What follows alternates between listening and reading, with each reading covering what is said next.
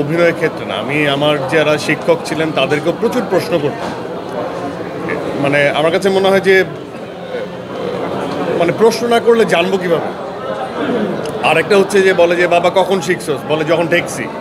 তো আমার কাছে মনে হয় যে প্রতিনিয়তই আমরা ঠেকি, কেউ প্রশ্ন করে কেউ প্রশ্ন করে না। তো আমি প্রত্যেকটা প্রশ্নের উত্তর নিয়ে সিকোয়েন্সটাতে বা মুভিটাতে বা পুরো পাণ্ডুলিপিতে নিজেকে এঙ্গেজ করতে চাই। এখন অনেক সময় থাকে না যে আচ্ছা আচ্ছা আচ্ছা আচ্ছা পরে পরে পরে পরে বলছি তো তখনই বাহাস হয় না, এখনই বলতে হবে, এই মুহূর্তে বলতে হবে। কারণ আমি আসলে ওই সময় ওই সময়টাতে ওই স্তরে আমি আরও হয়তো বা ডিফারেন্ট সাবটেক্সট নিয়ে কাজ করতেছি, যে শুধুমাত্র আমরা যেটা স্ক্রিনে দেখি একটা চরিত্রের, তার তো আরও অনেক কিছু আমরা দেখি না, রেগুলার অনেক স্টাফ আমরা দেখি না। তো এই জন্য ইনভলভ হওয়ার জন্য আমার এটা একটা প্রসেস। এবং আমার কাছে মনে হয় যে শিহাব ভাই আমার থেকে বয়সে অত বেশি বড় না, আমার থেকে 2 বছরের ছোট। খুশি? কিন্তু তারপর আমি তাকে কাকু বলি, এটা আমাদের একটা সোশ্যাল মিডিয়ার নাম, শিহাব কাকু।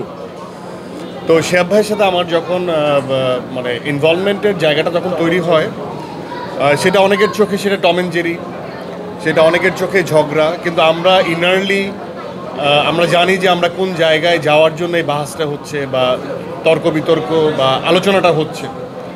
এবং আলটিমেটলি সেটা আমাদের জন্য সবসময় পজিটিভ ছিল, এখন অবধি পজিটিভ আছে। যখন এটার ফিডব্যাক নেগেটিভ আসা শুরু করবে তখন হয়তো বা সেই তর্কটা হবে না, সেই বাহাসটা হবে না, আলোচনাটা হবে না।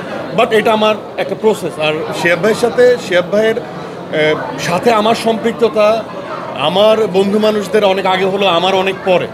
নাটকেও যখন আমি কাজ করেছি তখন অনেক পরে তার সাথে আমার কাজ করার সৌভাগ্য হয়েছে।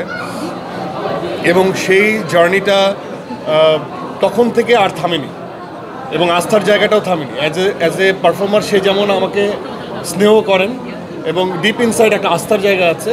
As a mentor, as a director, যতই বাহাস হোক না কেন, আমার সেই জায়গাটা খুবই অটুট, এবং সেই জায়গাটা খুবই আমি কনফিডেন্টের সাথে বলতে পারি যে সেই জায়গাটা এখনও অটুট আছে এবং থাকবে।